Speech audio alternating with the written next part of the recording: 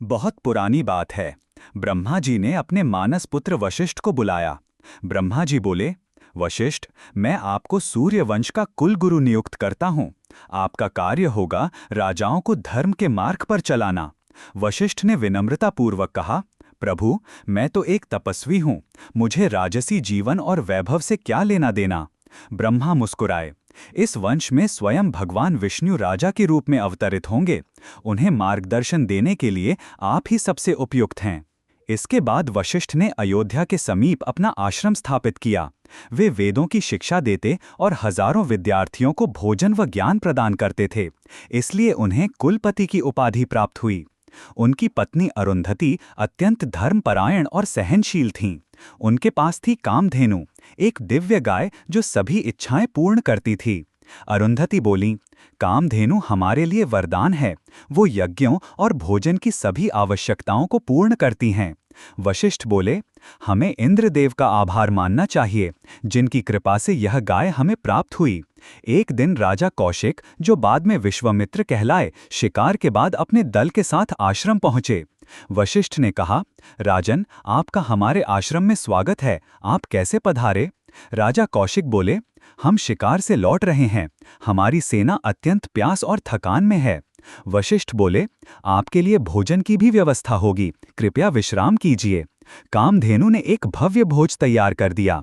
राजा और उनकी सेना अचंभित रह गए। राजा कौशिक बोले, इतने अल्प समय में ऐसा अद्भुत भोज, एक तपस्वी के पास यह कैसे संभव हुआ?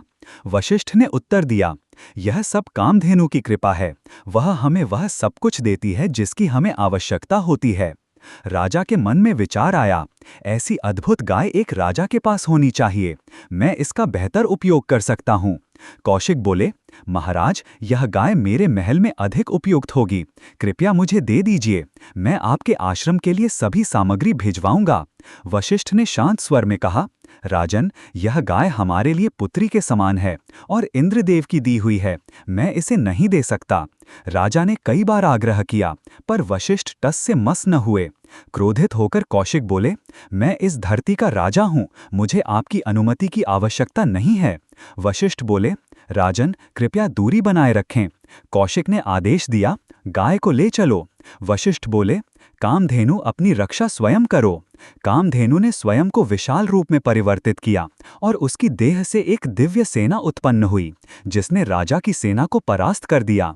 अपमानित होकर राजा कौशिक बोले, एक साधु ने मुझे पराजित कर दिया। अब मैं तप कर शिव से दिव्य अस्त्र प्राप्त करूंगा। कई वर्षों की तपस्या के बाद भगवान शिव प्रकट हुए और उन्होंने पाशुपतास्त्र तथा अग्न्यास्त्र प्रदान किए। शिव ने चेताया, इनका उपयोग सावधानी से करना, ये विनाशकारी हैं। कौशिक पुनः वशिष्ठ के आश्रम आए। कौशिक बोले, अब मुझे कामधेनु सौंप दीजिए, नहीं तो मैं आपके आश्रम को अग्न्यास्त्र से भस्म कर दूंगा।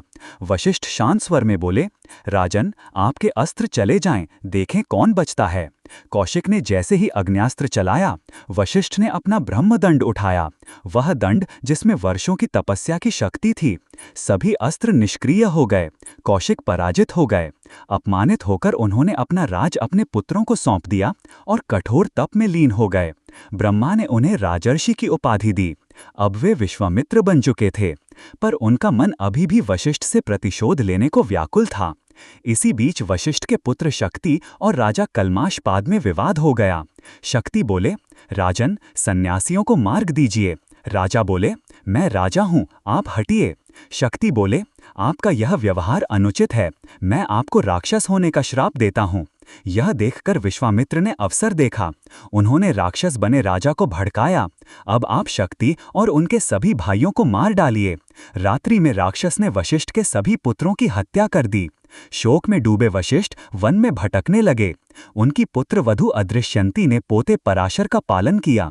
एक दिन वशिष्ठ ने पराशर को वेदों का उच्चारण करते सुना और आश्रम लौट आए।